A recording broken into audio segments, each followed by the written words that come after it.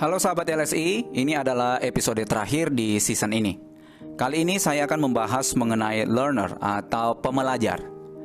Topik ini adalah topik krusial mengingat LSI adalah sebuah sekolah yang membantu para pembelajar asing untuk bisa menguasai bahasa Indonesia. Definisi pembelajar adalah orang yang mempelajari sesuatu.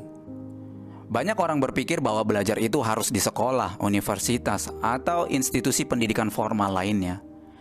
Tentu saja pandangan ini keliru, karena sekolah, universitas, atau institusi pendidikan lainnya hanyalah alat atau media untuk belajar. Belajar itu sejatinya adalah kebutuhan dan kesenangan. Manusia terlahir dengan memiliki kerinduan untuk mempelajari sesuatu. Itulah mengapa kita punya rasa ingin tahu dan rasa ingin mencoba. Tapi apakah kalian, para sahabat LSI, selama duduk di bangku sekolah atau universitas, pernah merasa bahwa belajar itu nggak enak, nggak menyenangkan, membosankan, dan menguras energi? Apakah kalian juga merasakan hal yang sama di dalam pekerjaan kalian saat harus mempelajari kemampuan baru? Kalau kalian merasakan itu, maka ada yang nggak beres nih. Mengapa seseorang tidak menikmati proses belajar? Mengapa sebagian orang harus dipaksa belajar? Ini nggak masuk akal sebetulnya, karena hal ini sama saja dengan seseorang dipaksa untuk makan dan bernafas. Jika belajar itu adalah sebuah kebutuhan dasar manusia, seharusnya belajar itu adalah gaya hidup. Belajar seharusnya tidak Belajar seharusnya tidak dimaknai hanya dengan perspektif sempit, yaitu duduk di dalam ruangan, dengerin seseorang yang ngoceh berjam-jam sambil menahan kebosanan demi mendapatkan ijazah atau surat rekomendasi. Orang yang berfungsi optimal di dalam hidupnya akan mencintai pengetahuan dan merupakan pembelajar sejati. Dia merasa bebas dan merdeka saat belajar, bukan terkurung dan terpenjara. Dia mencintai ilmu dan masukan. Dia mencari arti. Dia gemar membaca. Dia banyak menutup mulutnya susah banget nih nggak sahabat ya sih. Saya ulangi sampai mana tadi. Udah, kalian ketawa dulu deh. Oke. Orang yang berfungsi optimal di dalam hidupnya akan mencintai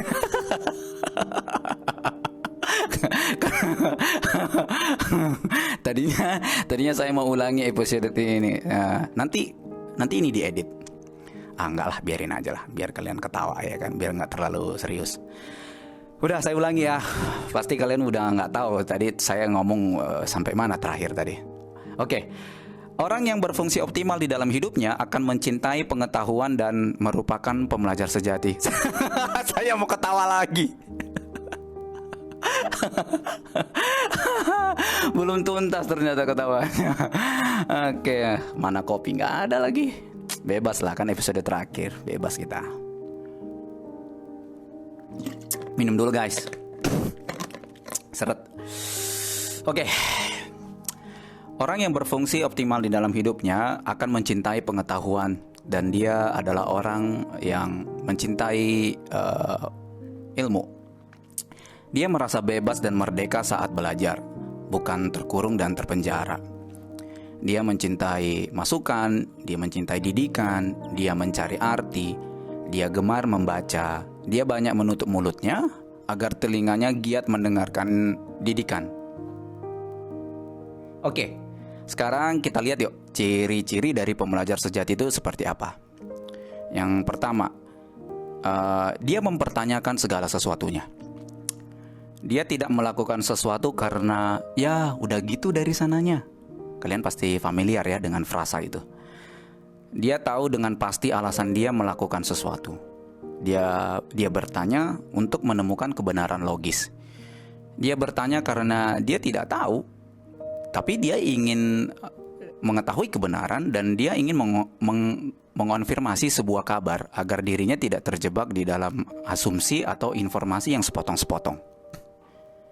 Dia selalu menganalisis sesuatu dan mengedepankan akal sehat saat membuat keputusan.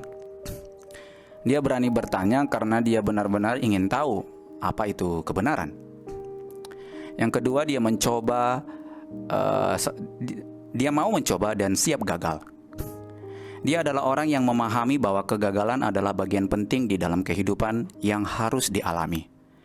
Takut gagal adalah hal yang membunuh gairah belajar. Orang yang takut gagal pasti akan gagal, karena dia tidak akan mau mencoba sesuatu.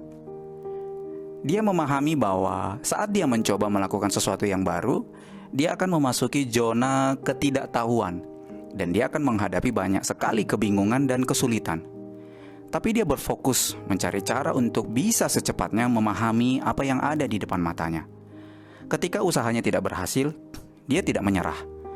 Dia tahu bahwa dia sedang belajar, jadi ya wajar saja kalau harus mengalami banyak masalah. Baginya, gagal adalah berhenti mencoba. Yang ketiga, dia menyambut tantangan. Dia tidak lari dari tantangan maupun tanggung jawab.